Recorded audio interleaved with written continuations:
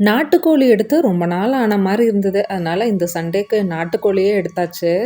குழம்பு தனியா வச்சுட்டு, கொஞ்சமா சிக்கன் மட்டும் எடுத்து பள்ளிப்பாளையம், சிந்தாமணி என்ன வேணா சொல்லலாம். அந்த ஸ்டைல்ல ஒரு வறுவல் செஞ்சிருந்தேன். கூடவே பாயில்டு எக். நல்ல ஃபுல்ஃபில்லிங்கான ஒரு லன்ச்சு. குட்டி தூக்கம். ஒரு படம் பார்த்துட்டு ஈவினிங் ஒரு 6:00 மேல கிளம்பி பக்கத்துல விஷால் மார்ட் போயிருந்தோம். குட்டியா ஒரு ஷாப்பிங் பண்ணிட்டு வரலான்ட்டு. போனது என்னமோ ஹஸ்பண்ட்க்கு தான் ஒரு சில திங்ஸ் வாங்கணுன்ட்டு. ஆனா நம்ம கண்ணு சும்மா இருக்குமா?